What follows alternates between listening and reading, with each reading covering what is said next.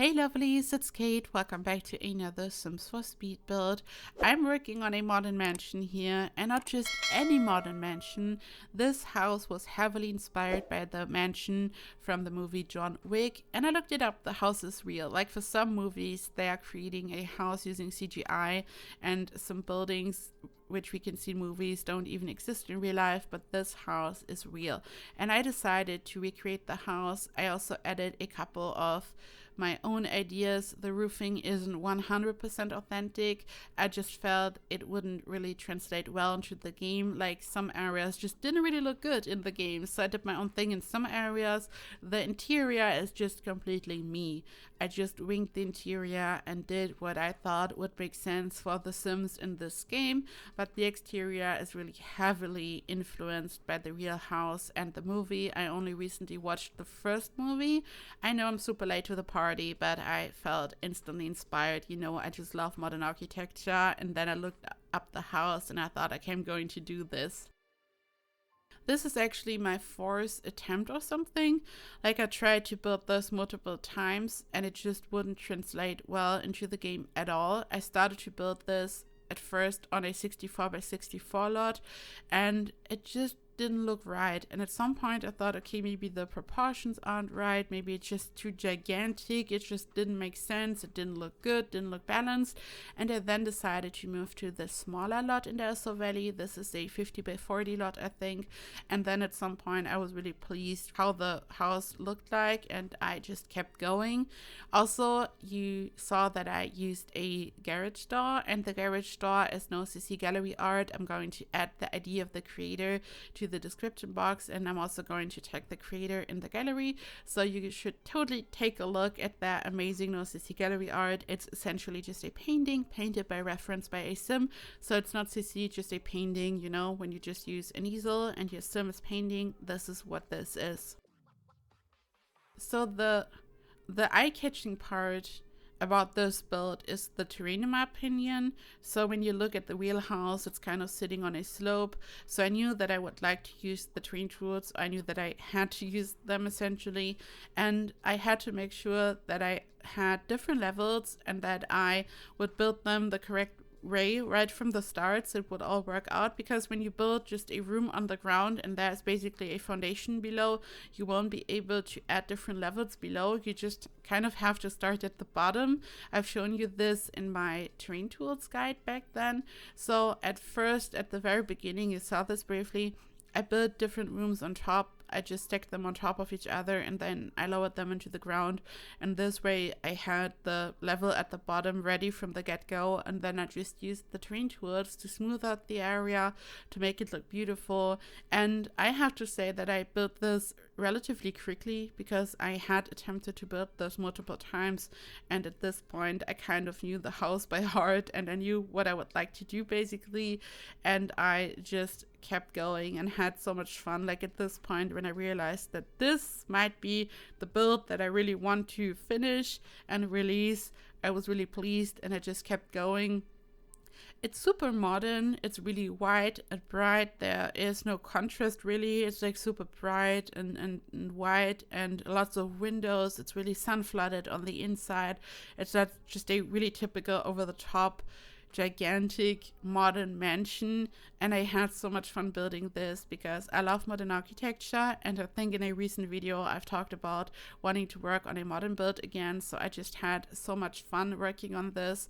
The tricky part were the different levels, because the first level essentially, which has a foundation below, is like at the very bottom, as I've just explained, where I'm going to use the terrain and stuff. So the level that is technically like at the top where you see the garage door and stuff isn't the real bottom of the house. So I don't have a foundation below and I'm not able to attach any like platform parts right there. So I just really had to make this work. So when I added this round part in front of the house, I really had to make sure to just connect everything somehow. So this was kind of a struggle, but then it all worked out and I just wanted to have the exact same look essentially, where I have the garage door and I have the driveway. In the reference there are 3 garage doors right next to each other. And whenever I started to build on the 64x64 lot, like my first attempts, I always started off by building the garage, and I've used 3 garage doors right next to each other, and this kind of set the proportions for the whole house, and then it kind of exploded and got bigger and bigger and bigger, and I didn't like it. And here I thought that the best approach would be to just stray away from the reference a bit and to only use 2 garage doors, so the proportions would just be different and everything would be smaller, and this is how it worked out. So this is also a difference from the reference when you compare the two, and I just wanted to have a more compact house. And you know that I'm all about huge gigantic mansions, but sometimes it's just not working out. You really have to build a house in The Sims in a specific way so it like makes sense, like other proportions. I don't know, it's hard to explain, but it just didn't make sense. It just didn't make sense. It didn't look right in my opinion. I've also used some stuff from the new pack. There are some new trees in the pack, for example, also a palm tree, and I just decided to use the palm tree, even though there isn't one in the reference, I think. But I figured a palm tree is always amazing for a really fancy mansion like this, so I used a palm tree, and also some of the other trees. The trees have a really typical Italy style, because this is where the new pack is set, like in the new world of Tetosa. But I figured I would just use some of the new stuff and use it for landscaping. Like in the area at the bottom, where I've used the terrain tools heavily, I just decided to use different bushes and different trees. And there's also a new fence in debug. We have a similar one in City Living, also in debug. It's a really, really thin, simple, minimalistic fence, and I really like to use the City Living one sometimes. This year is even more minimalistic and small, and I've used it both on the exterior and interior. As you will see, I'm also going to use it on the interior to have like this area at the stairs fenced off. So I really wanted to use some of the new objects to just, I don't know, I just felt like using them because I really like the new stuff from the pack. Also, in case you have missed it, there is a laundry list. They are going to patch the new pack.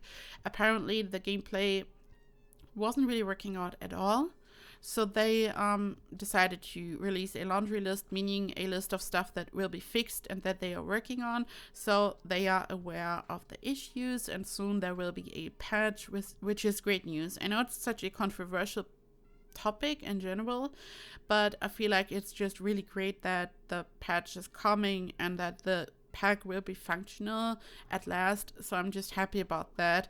I feel like builders have really enjoyed the pack so far because the stuff in the pack is amazing on the build by objects. The world is great, but of course the pack also has to be functional. It really has to be, so it's just great that it will be fixed, and then hopefully Simmers will be able to enjoy the gameplay and build by, and I just hope that everything will be fine soon. Here I'm working on the back of the house. You can here see how I'm using a wall decoration from Eco Lifestyle. I've also used it in the front of the house. It snaps to walls, so you can simply use a half wall, for example, in the lowest height available, and then your wall decoration just snaps to the wall, and this way you can create some custom fences. There are also other ones available, I think even in Eco Lifestyle, and you can just use all of them to create custom fences. And I've used columns. This is one from Get Together. I think it's really simple and slim, just a really minimalistic, simple column. And I've just placed columns in different areas to make it look like a proper fence. And I think you could even place this wall decoration on both sides, but I only placed it on one side. I just wanted to have this really simple fence. And then I just had a beautiful patio area for your Sims to hang out. I'm also going to build a pool. And this is the interior. You can here once again see the very minimalistic debug fence that I've talked about and that I've also used on the exterior already. And I just placed it so I would have this area fenced off. I wanted to have a really hyper modern, beautiful layout. The interior is really minimalistic. I really tried to not go overboard and place too many things because I really like to do this. So I really wanted to have a super cool floor plan. So I removed the ceiling in some areas to have this really open concept. And then here right next to the stairs which lead to the floor above, I decided to have a indoor garden. So I placed this wall decorations also from Eco Lifestyle, and then I used this green grass floor, so it looks like grass all on. And then I placed some hedges over there, so it's like a really cool indoor garden. I wanted to have this contrast, so it's really modern but also really lush and green. I then used the pristine pedestal, and I just wanted this to be a little oasis on the inside because it's like really modern. And then I used some more NoCC gallery art. Again, you will find the ID in the gallery and also in the description box. So I really wanted to have this really modern look, and we have some amazing paintings in the game, but NoCC gallery art is just something else. It's so stunning, and if you want to have a hyper modern look, kind of, you will just find perfect paintings in the gallery. And I've talked about this before, it just feels like CC shopping, but it's not CC because it's CC free, and you can just go to the gallery art hashtag in the gallery art and just go gallery art shopping, kind of. This is just so much fun. And here you can see how I'm furnishing, and it's like really minimalistic.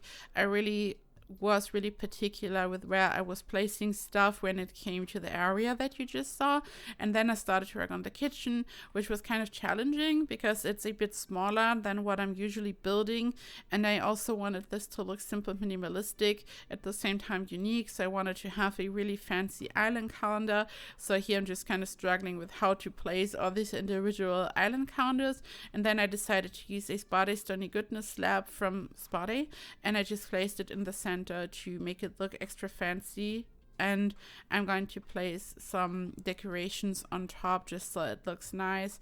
And I wasn't sure which colors to use, so I just used different colors, and also the shells from Dream Home Decorator just to make it look interesting. So even though this kitchen isn't gigantic, I still wanted there to be many details but also minimalistic. So this was kind of the whole struggle, but I had a lot of fun furnishing this because modern architecture is just the best for me. I just enjoyed so much, and it was really refreshing to work on a modern build again.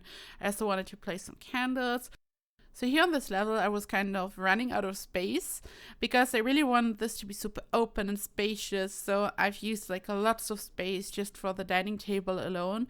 And at some point I realized, okay, there's definitely not enough space for a proper living room. So I decided to simply move the living room to the level below. I mean, I had created this really open concept where I had removed the ceiling and built these stairs. So it's already kind of connected. You can like walk up there in the kitchen and look down, and you would like look down and see the living room. So I figured it wouldn't be too weird to just move the living room down, even though I would usually not do that. I always want to have the living room on the same level as the kitchen and dining room area, but here in this case I figured, okay, it would be cool just to have like a complete entertainment system or something, like a huge TV.